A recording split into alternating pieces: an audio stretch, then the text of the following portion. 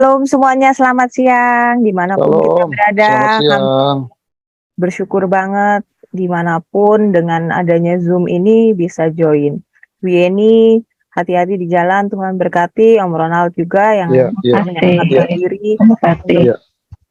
Om Ronald akan melakukan pelayanan di Semarang. Terima kasih Om Iya. udah menempatkan Oke. diri.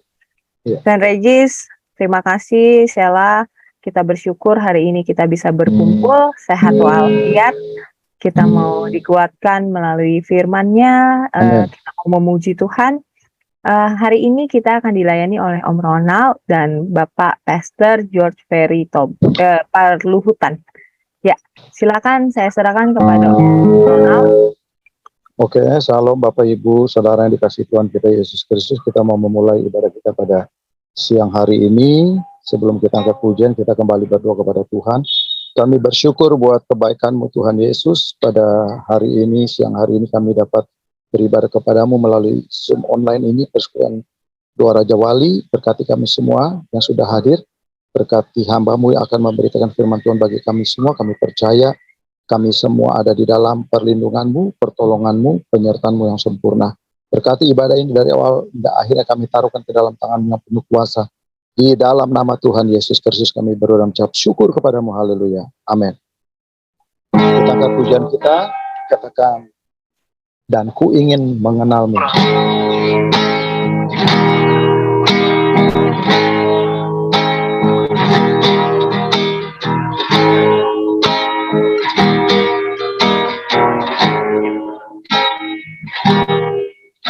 Bila ku buka mataku dan lihat wajah, ku tertarik. Bila ku lihat hidupku dan karya tangan, ku tersanjung. Karena semua yang baik dalam hidupku, itulah padamu kau beri kesempatan yang baru, dan ku ingin mengenalmu Tuhan lebih dalam dari semua yang ku kenal. Tiada kasih yang melebihimu. Ku ada untuk menjadi penyembahmu. Bila ku buka mata, bila ku buka mataku dan lihat wajah,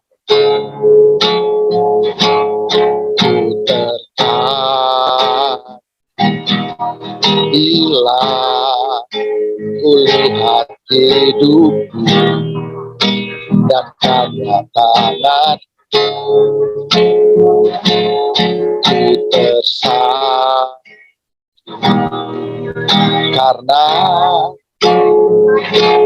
semua yang baik dalam hidupku,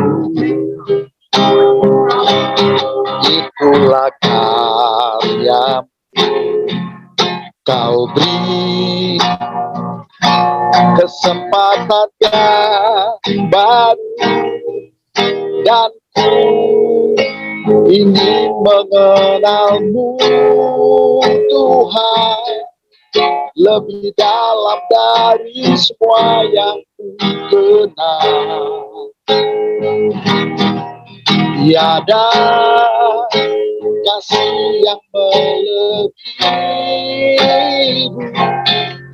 Ku ada untuk menjadi penyembah, dan ku ingin mengenal, dan ku ingin mengenalmu Tuhan lebih dalam dari semua yang ku kenal.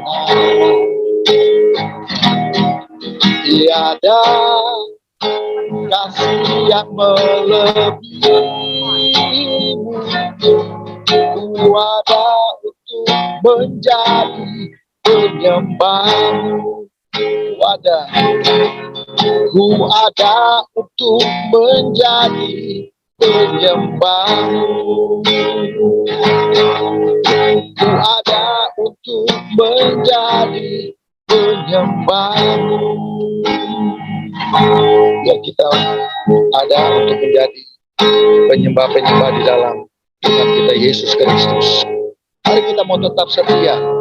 Kita mau tetap cinta kepada Tuhan kita. Kita mau katakan walau badai datang menerpa, tetap kita setia, tetap kita cinta Tuhan.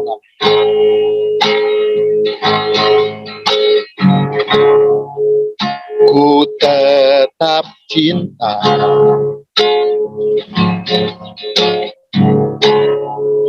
Ku tetap cinta.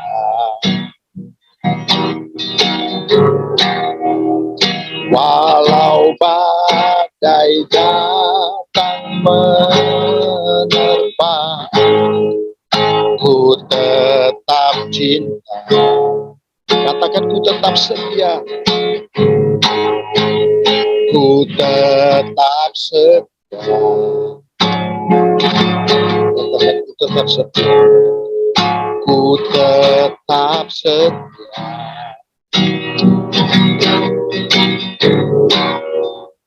Walau taufan datang menerpa, ku tetap setia. Terlalu banyak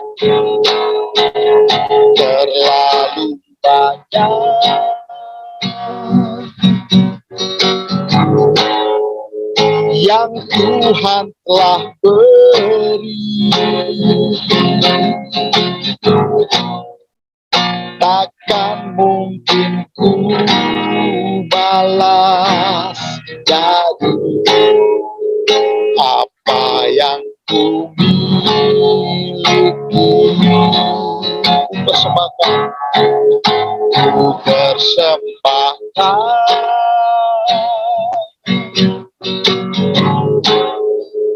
seluruh hidupku,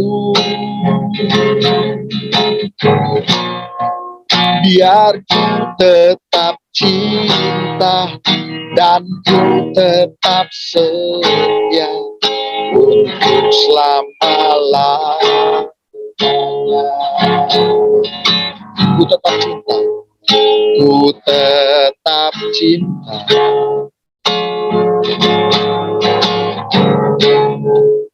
Ku tetap cinta.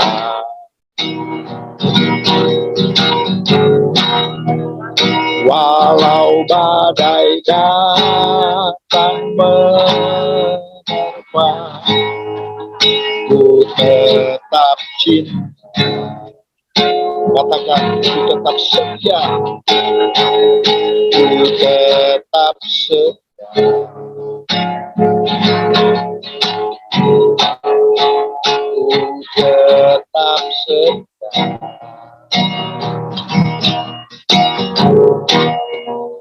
Walau taufan datang menerpa, ku tetap setia. Terlalu banyak yang Tuhan telah beri, terlalu banyak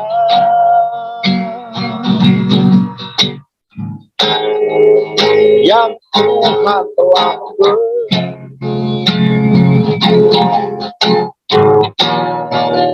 takkan mungkin ku balas dari apa yang ku miliki.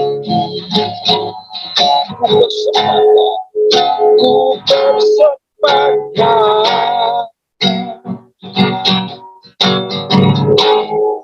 seluruh hidupku,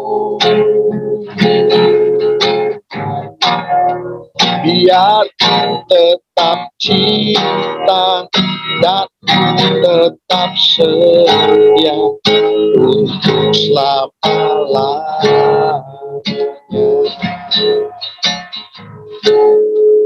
Biar tetap cinta dan tetap setia untuk selama-lamanya. Biar kita tetap cinta, kita tetap setia kepada Tuhan untuk selama-lamanya. Apapun masalah kita, seberat apapun, karena Tuhan selalu ada di dalam setiap kehidupan kita. Dia selalu menjaga nyawa kita. Kita percaya pada hari ini bahwa kita merasa bahwa apapun sakit yang kita derita, apapun beban berat, kita tetap mau setia, kita mau cinta kepada Tuhan Yesus. Kita siapkan hati dan hidup kita untuk kita lebih dalam lagi mendengarkan sabda firman Tuhan. Kita mau katakan bahwa seperti wanita mengurapimu, menangis di bawah kakimu, demikian hidup kita mau mengasihi Tuhan Yesus, karena Dia baik buat kita semua.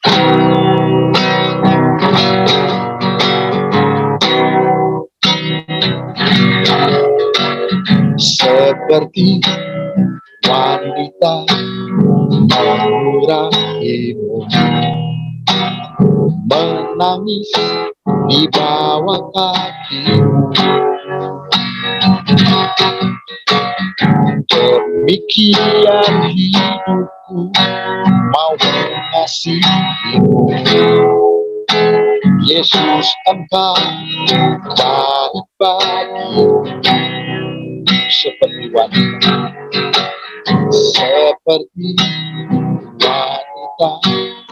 mengurapimu, menangis di bawah kakimu,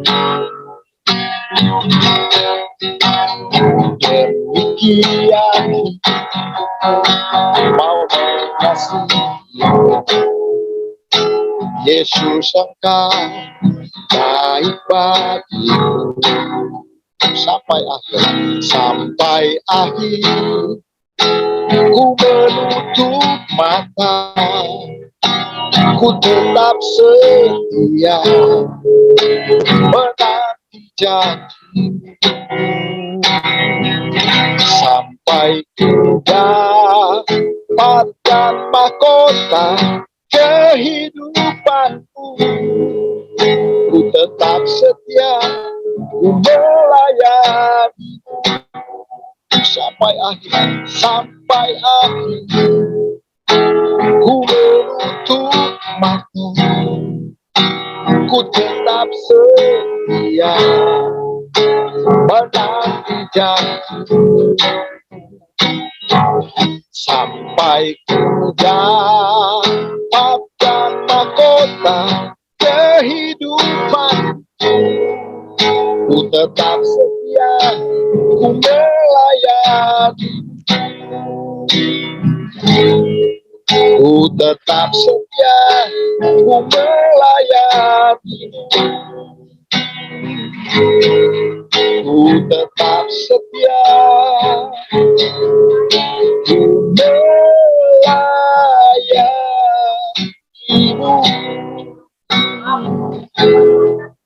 Saya serahkan buat kampanye Bapak Pendeta Josh. Mari kita berdoa. Kiranya Roh Kudus memampukan kami untuk mulai menangkap pesan Tuhan secara utuh pada kesempatan ini, dan apa yang Tuhan sudah taruhkan, biar itu saja yang diimpartasi pada kesempatan ini. Dan kiranya kami boleh mengalami kepenuhan Kristus melalui pertemuan ibadah ini, di mana kami duduk dengarkan dan kami buka hati kami tundukkan pikiran kami pada firman-Mu yang adalah pribadi-Mu. Kami percaya perjumpaan dengan Tuhan tidak pernah sia-sia. Selalu apa yang Tuhan mau, itu yang kiranya jadi melalui kehidupan kami. Dalam nama Yesus kami berdoa. Amin. Saya siapkan dulu tampilannya. Mau memastikan semua bisa kelihatan? Bisa, Pak. Oke. Baik, shalom semuanya. Pada kesempatan ini saya mau sampaikan pesan Tuhan. Topiknya adalah waktu dalam hidup. Di mana bicara mengenai waktu dalam hidup, pemahamannya berbeda dengan konsep yang dunia ajarkan. Dunia mengajarkan bahwa manusia itu hidup di dalam kosmik waktu.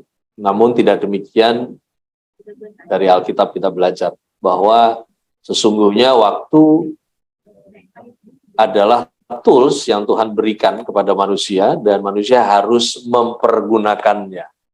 Nah, bicara tentang waktu, ada 3 istilah di dalam Alkitab mengenai waktu.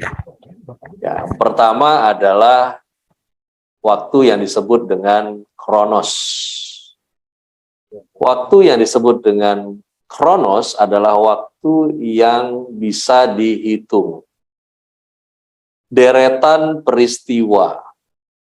Kalau hari ini kita mendengar berita mengenai kriminal, ada istilah yang biasa kita dengar dengan kronologis.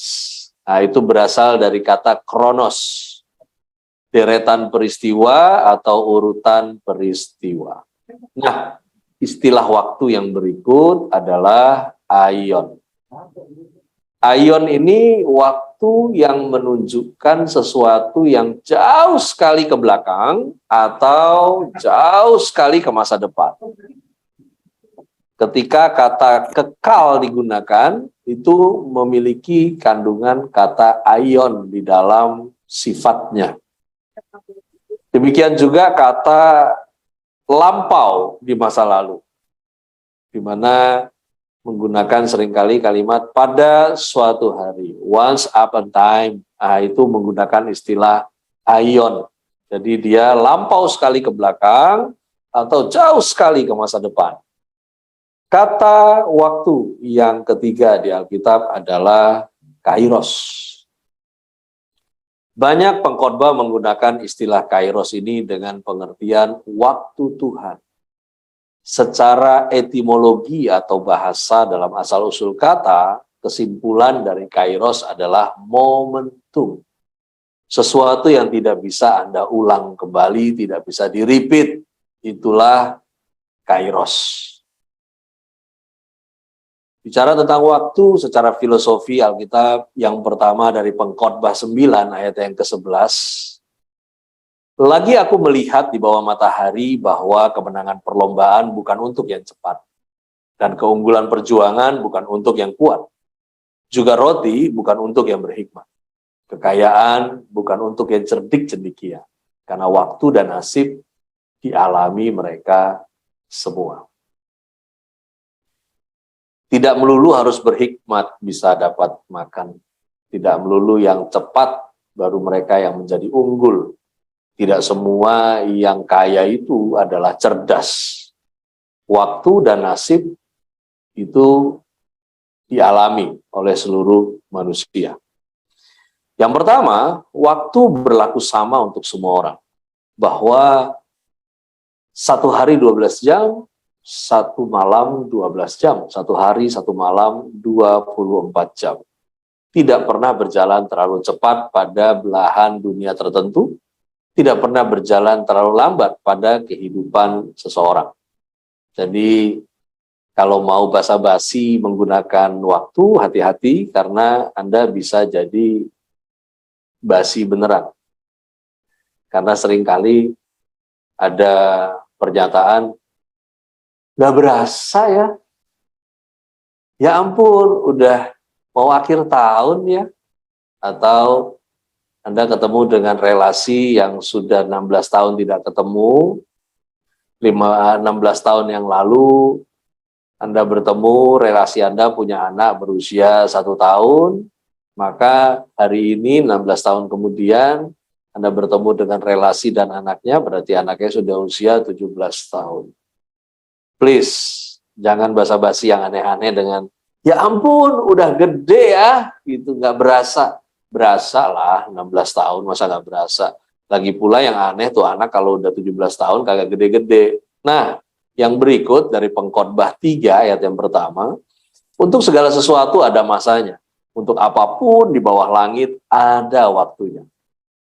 Pengkhotbah 3 ayatnya yang pertama, saya langsung forward ke ayat yang berikut. Ayat 11. Jadi kita skip ayat 2 sampai dengan ayat 10 ya. Ia membuat segala sesuatu indah pada waktunya. Bahkan ia memberikan kekekalan dalam hati mereka. Tetapi manusia tidak dapat menyelami pekerjaan yang dilakukan Allah dari awal sampai akhir. Perhatikan baik, Tuhan buat segala sesuatu indah pada waktunya, bukan berarti Tuhan membuat segala sesuatu indah pada akhirnya. Dan ini tidak bicara tentang waktu Tuhan secara khusus, karena segala waktu adalah milik Tuhan. Seringkali ini disalah mengerti tentang sesuatu yang berada pada bagian akhir. Tuhan tidak pernah save the best for the last untuk hidup Anda dan saya. Tuhan tidak pernah memberi yang terbaik hanya di bagian ending kehidupan Anda dan saya. Ini bukan film. Karena biasanya di film Anda lihat, ya yang kerennya di bagian terakhir. Atau ketika Anda makan. Di mana bagian yang terbaik dari apa yang Anda mau makan itu nanti Anda sisihkan dan bagian terakhir nanti baru Anda nikmati itu. Tuhan tidak pernah save the best for the last untuk kehidupan setiap kita. Yang Tuhan sediakan sesungguhnya baik dari awal, pertengahan, sampai akhir. Maka dari itu, kalau saya kembalikan ke Pengkhotbah 3 ayat yang pertama, di mana ada masa, ada waktu. Saya coba analogikan buat kita semua. Masa dan waktu itu dibedakan di Alkitab. Waktu itu diibaratkan seperti sebuah keranjang. Masa adalah isi daripada keranjang tersebut. Kalau kita membaca ayat 2 sampai dengan ayat yang ke-10, tadi kita skip ya. Maka di sana kita akan menemukan dalam segala waktu ada keadaan pada masa, di mana di sana diterjemahkan ada waktunya begini, ada waktunya begitu. Nah, sebetulnya si begini begitu adalah masa. Waktu rugi, waktu untung, waktu lahir, waktu mati. Nah, kemudian ditutup di ayat 11, segala sesuatu indah pada waktunya. Pesannya sebetulnya begini. Harusnya waktu lahir itu indah. Waktu ada kematian juga indah. Waktu rugi itu indah. Waktu untung, ya itu juga indah. Harusnya demikian. Di Pengkhotbah 3 ayat 11, kalimat ini ada beberapa diambil di film pendek, di sinetron, banyak yang caplok ini ayat gitu ya. Terus kemudian sok-sokan untuk menggunakannya pada kondisi yang salah dan pengertian yang keliru. Ia membuat segala sesuatu indah pada waktunya, udah sabar aja, ntar pada waktunya juga indah. Sebenarnya nggak begitu. Ya, Tuhan mau Anda tuh ngalamin bahwa lagi susah tuh indah, lagi Anda senang juga indah. Kamu berdua itu indah, kamu sendirian juga indah. Kamu lagi rame-rame indah, dan Tuhan mau Anda dan saya itu bisa ketika menghadapi segala keadaan itu indah. Nah, supaya manusia mampu untuk menikmati apa yang dia hadapi, Tuhan beri kekekalan dalam hati manusia. Kekekalan di sini adalah bicara tentang nilai-nilai kekal yang harusnya menjadi pondasi orang percaya. Nah, hanya saja ketika Tuhan berikan rohnya dan nilai-nilai kekal melalui kebenarannya, kita seringkali ngotot untuk bisa menyelami pekerjaan yang dilakukan Allah dari awal sampai akhir. Come on, man, nggak bisa. Anda dan saya hanya bisa mengenal Dia step by step. Mengerti pekerjaan tangannya langkah demi langkah. Anda dan saya nggak bisa ngerti secara keseluruhan. Kalau mau ngotot nggak dapet, karena Dia pencipta, Anda dan saya ciptaan. Oleh karena itu, kemampuan memaknai waktu itu mempengaruhi kebahagiaan hidup. Tuhan mau Anda dan saya bahagia, bukan nanti, sekarang. Bukan pencapaian bahagia itu. Justru startup kalau untuk orang percaya. Kalau di dunia ini kan Anda capai dulu sesuatu, Anda dapat sesuatu yang besar, apalagi ada pernyataan, kalau lu udah jadi orang, itu berarti pas lahir tuh belum orang gitu kan. Nah nanti kalau lu jadi orang lu bahagia. Come on, ini aneh kadang-kadang nih. Alkitab itu kalau Anda baca di Mazmur, itu clear banget itu. Narasi pertama tuh dibuka bilang begini, berbahagialah orang. Lalu kemudian kalimatnya ditutup, apa saja yang diperbuatnya berhasil. Nah dunia ngajar kita, kamu berhasil dulu, nanti kamu bahagia. Alkitab ngajarnya beda, kamu bahagia dulu, pasti kamu berhasil. Karena hanya orang yang bahagia yang berhasil. Makanya kalau belum bahagia, jangan coba-coba. Karena apa yang kamu capai, apa yang kamu perjuangkan, bukan itu yang bikin kamu bahagia. Justru perjuanganmu jadi indah, karena sebelum melakukannya, kamu bahagia. Harusnya begitu. Makanya saya sering kali pesan gitu kepada jemaat yang mau menikah, lu pastiin dulu, lu bahagia. Karena hanya orang yang bahagia yang pantas untuk menikah. Kalau kamu menikah, cari orang untuk bahagiain kamu error. Karena yang layak menikah adalah mereka yang bahagia. Karena orang-orang yang bahagia adalah orang-orang yang bisa indah gitu, ngejalanin perjuangannya, tanggung jawabnya, dan akhirnya dia berhasil. Oke, saya kasih note sedikit tentang berhasil. Berhasil itu bukan tentang kamu dapat banyak. Berhasil itu bukan tentang kamu mencapai sebuah status lebih dini dari orang-orang seusia kamu dan kamu disebut berhasil. Nggak gitu ngitungnya. Berhasil itu hidupku tuh sampai pada tujuan Tuhan. Itu yang disebut Alkitab berhasil. Nah, yang berikutnya dari Pengkhotbah 7 ayat 17. Janganlah terlalu fasik, janganlah bodoh. Mengapa engkau mau mati sebelum waktumu? Gini loh, waktu Tuhan berikan kepada setiap orang sama. Nah, apa yang Tuhan berikan ini nggak bisa Anda deposit. Waktu itu nggak bisa ditabung, waktu nggak bisa dideposit. Waktu itu Anda gunakan atau Anda binasa selagi hidup. Ya, you doing something or you do nothing, time keep moving. Dia akan bergerak, waktu nggak akan nunggu kamu. Kamu mau pergunakan atau ya dia nguap begitu aja. Nah, yang berikut dari Mazmur 62 ayat 9, percayalah kepadanya setiap waktu, hai umat, curahkanlah isi hatimu di hadapannya.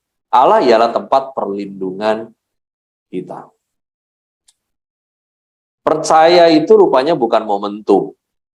Percaya itu harus terus-menerus. Dan ini penting karena ini kasus yang ada yang Yesus ceritakan pada sebuah narasi di Injil tentang orang-orang yang komplain ketika dia tidak mendapat bagian di hari pengangkatan. Kemudian orang itu bilang, bukankah aku kemarin lakukan ini demi namamu, lakukan mujizat demi namamu, usir setan demi namamu. Nggak ada masalah dengan usir setan, tumpangin tangan orang sakit, mujizat, nggak ada masalah dengan itu. Yang jadi masalah adalah tensisnya. Kalau di dalam bahasa Indonesia nggak terlalu kelihatan tensisnya, tapi di versi Inggris dan teks Yunani aslinya, ini kelihatan di mana letak masalahnya. Rupanya letak masalahnya adalah terhadap sesuatu yang udah lewat. Kemarin kan saya udah bikin gini, kemarin kan saya udah bikin gitu. Ini masalahnya ketika hari terakhir Anda dan saya tiba, kemarin tuh udah nggak penting gitu. Masalahnya ketika hari terakhir itu tiba, adakah Anda dan saya masih mempercayai Tuhan dan sedang mempercayai Tuhan? That's the problem. Wahyu 1 ayat 8. Ini saya mau bukakan buat kita untuk kita menangkap pewahyuan mengenai waktu ya. Aku adalah Alfa dan Omega, firman Tuhan Allah, yang ada dan yang sudah ada dan yang akan datang, yang maha kuasa. Baik, pelan-pelan kita akan summary ayatnya. Kristus adalah Alfa, Kristus adalah Omega. Kristus adalah firman Tuhan Allah. Kristus yang ada, Kristus yang sudah ada, Kristus yang akan datang, Kristus yang maha kuasa. Dengan demikian, Kristus berkuasa atas waktu. Aminkan itu.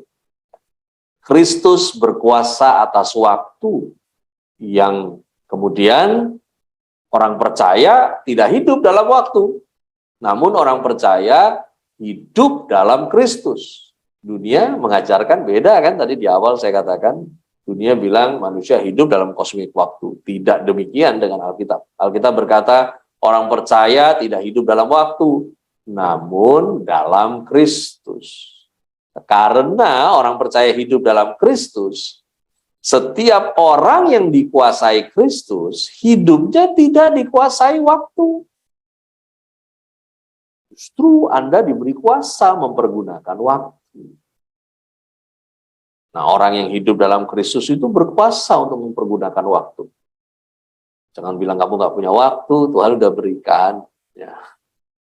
Oleh karena itu, Efesus 5 ayat yang ke-16, di sana tertulis, karena itu perhatikanlah dengan seksama bagaimana kamu hidup. Janganlah seperti orang bebal, tetapi seperti orang arif. Dan pergunakanlah waktu yang ada. Karena hari-hari ini adalah jahat. Saya sambung ya berikutnya. Pergunakanlah waktu yang ada. Mengenai mempergunakan waktu yang ada, di 1 Korintus 7 ayat 20 sampai dengan ayat yang kedua, di sana narasinya ini kalau kita simpulkan, jabarkan sebelumnya secara detail, kita melihat dari Efesus tadi dan 1 Korintus 7 ini, kita menemukan arahan bagaimana kita mempergunakan waktu yang Tuhan berikan kepada kita. Baiklah, kita mulai yang pertama ya dari Efesus dan 1 Korintus 7 ini. Yang pertama, pergunakan waktu yang ada dengan jalan, perhatikanlah bagaimana kamu hidup. Kita ini kan nggak pergunakan waktu dengan baik karena kita sibuk perhatiin hidup orang. Ya. Udahlah, sambo-sambo lah. Ya. Lesti Bilar juga lu nggak usah urusin. Perhatikan aja bagaimana kamu hidup jadi berkenan di hadapan Tuhan. Udah fokus saja di situ. Ya, all out di situ. Kalau kamu mau pergunakan waktu yang ada, perhatikan bagaimana kamu hidup. Ya, bukan sibuk perhatikan gimana orang lain hidup, sibuk koreksi sana, sibuk koreksi sini. Ayatnya nggak bilang gitu, ayatnya bilang perhatikanlah bagaimana kamu hidup. Ya, refleksi diri tiap hari. Ya, refleksinya dengan firman tentunya, bukan dengan apa kata orang. Perhatikanlah bagaimana kamu hidup. Kemudian, hiduplah seperti orang arif. Arif itu temennya bijaksana. Seseorang tidak bisa bijaksana kalau dia tidak terlebih dahulu arif. Bijaksana itu pengertian. Arif itu acceptance, penerimaan.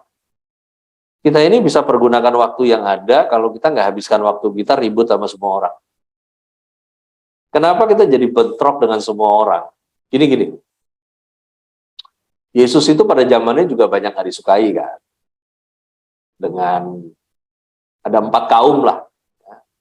Kaum yang paling resek di masanya Yesus tampil itu kan Farisi. Kalau kaum Saduki itu dia lebih luwes karena kaum Saduki itu kalau anak motor bilang jalan-jalannya jauh nih orang gitu. Jadi pemahamannya lebih luas dan pada masanya kaum Saduki itu banyak di area pemerintahan. Kaum Saduki itu. Kalau Farisi enggak, ini kadrun banget nih Farisi ini. Sibuknya koreksi orang aja. Sampai Yesus juga, sampai Mesias yang dia tunggu aja dia koreksi juga. Dan pada masanya Yesus tuh banyak gak disukai dengan mereka. Namun ingat ya, Yesus gak disukai oleh banyak orang pada masanya. Betul. Tapi bukan Yesus gak cocok dengan semua orang. Nah ini beda. Jadi kalau kamu oleh karena kebenaran, kamu nggak disukai oleh banyak orang, di masa kamu hidup sekarang, nggak apa-apa, berarti hidup lo Yesus banget. Gitu.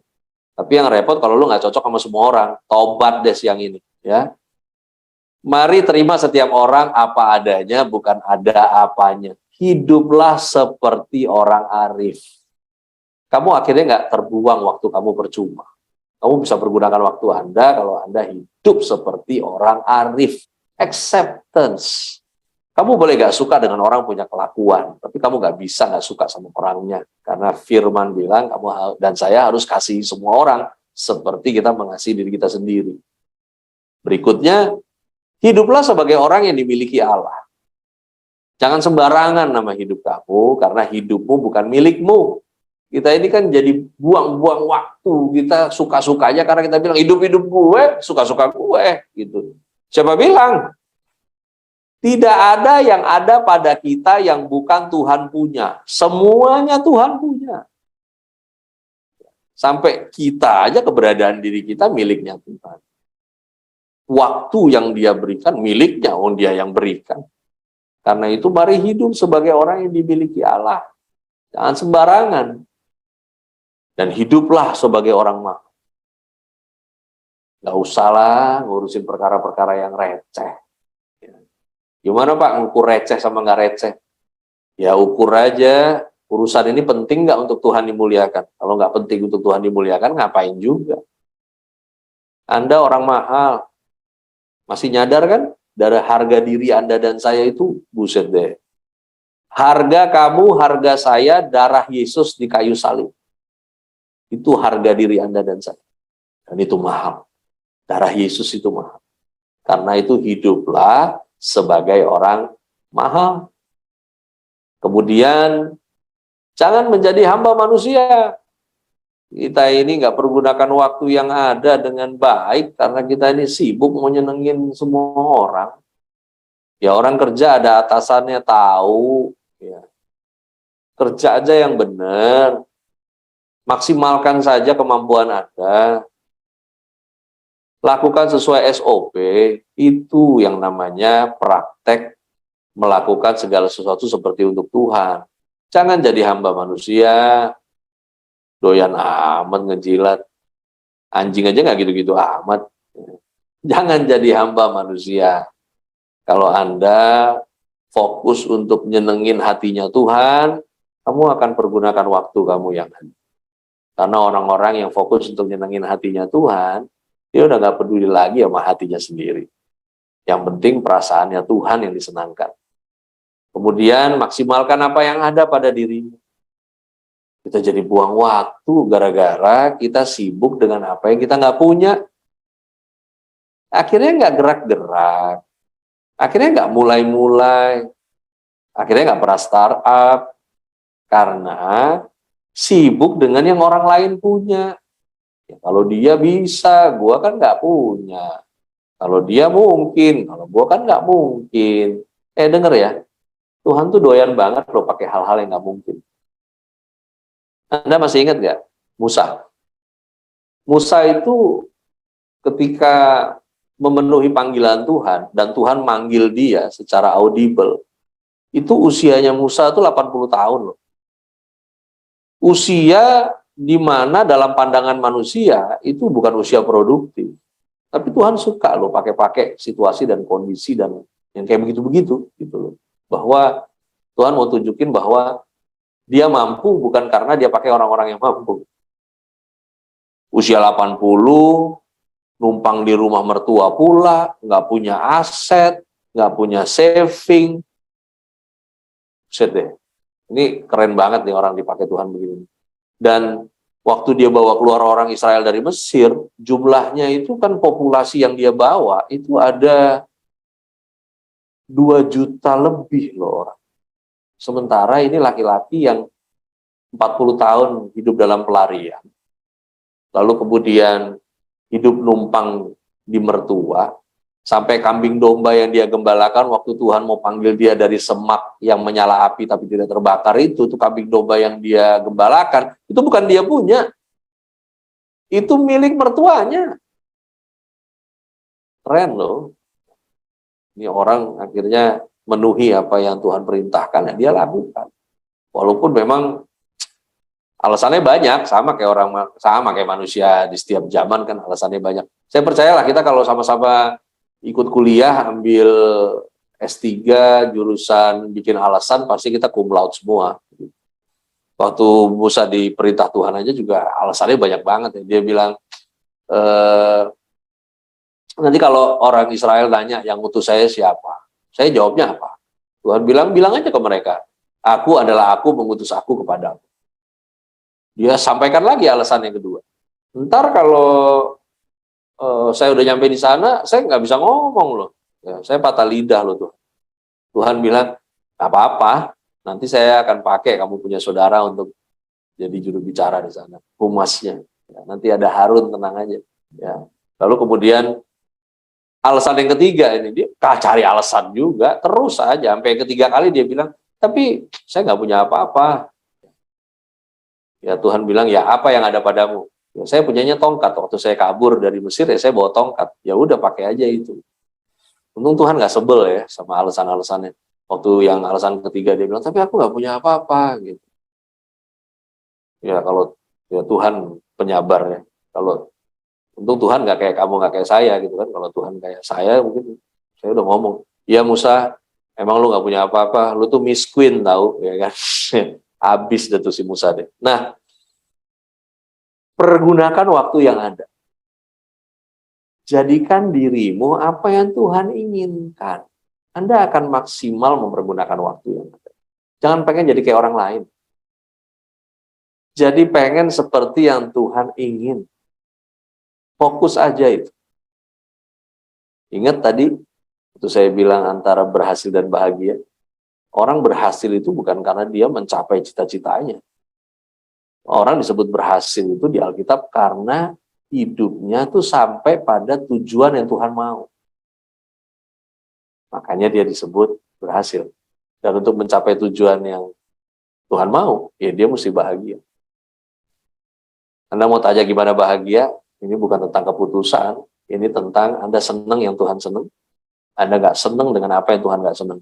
Kamu bahagia. Berikut adalah apa yang tadi kita pelajari dari awal mengenai mempergunakan waktu yang ada. Anda bisa foto, Anda bisa ini bahannya, dan saya nggak keberatan juga kalau nanti mungkin Angel mau minta bahannya untuk saya share, karena khotbah yang saya buat tidak ada ininya, tidak ada apa itu namanya, tidak ada hak ciptanya, karena kalau saya bikin hak cipta, nanti Tuhan yang menuntut saya, karena semua ini dari firman, bukan dari saya. Baik, itu saja. Tuhan Yesus memberkati. Saya kembalikan ke host kita. Terima kasih Pak Pendeta. Yes, bless you. Kita harus memakai waktu. Nah, sekarang masih ada waktu nih. Siapa yang mau bertanya? Saya ucapkan untuk Pak Pendeta, Pak Opa George Ferry, terus ganteng Pak, terus melayani, menjadi berkat untuk semuanya. Om Ronald, terima kasih menyempatkan diri. Om Ronald nih akan ada mau terbang pelayanan ke Semarang. Iya. Tuhan berkati ya Om Ronald. Oke. Ya, terima kasih semuanya untuk kehadirannya. Tuhan berkati. Waktunya kita tidak memikirkan Rizky Bilal, tapi memikirkan apa yang Tuhan mau dan apa yang Tuhan tidak suka jangan kita lakukan. Tuhan berkati Paul. Ada Paul juga. Tuhan berkati Paul. Semangat terus. Semuanya kita semangat. Oke, silakan Om Ronald. Ya, sebelum doa syafaat, doa penutup dan doa berkat, kita angkat pujian. Katakan, ku mau sepertimu Yesus.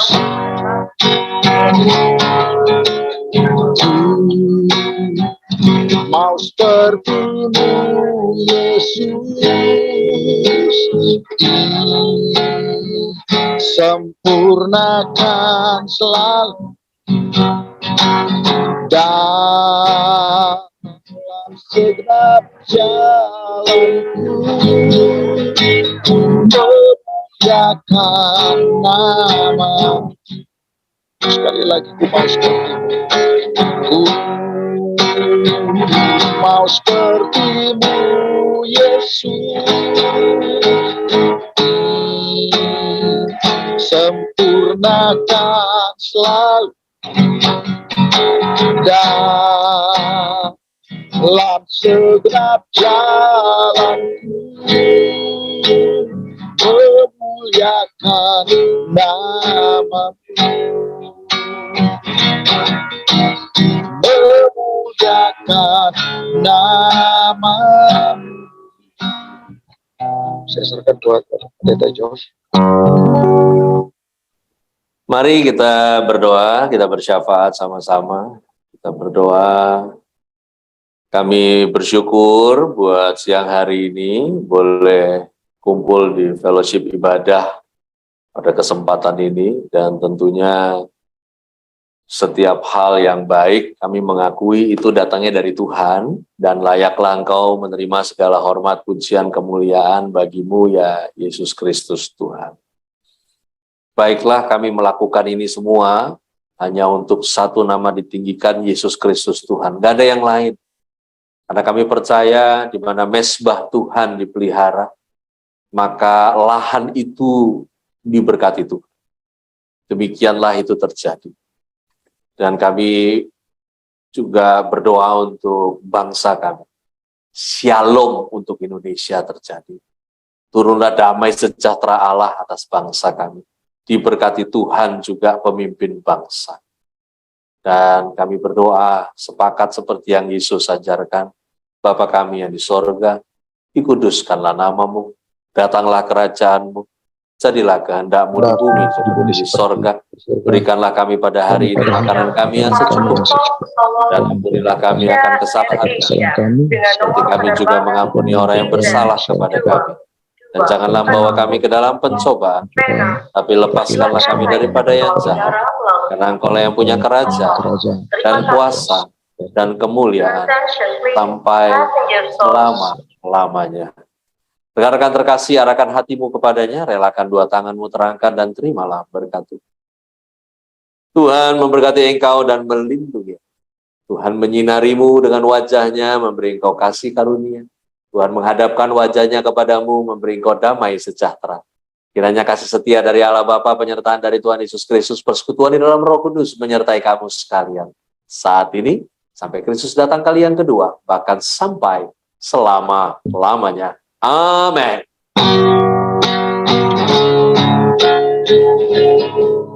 Bersyukur padamu Tuhan, sebab kasih setiamu di dalam hidupku.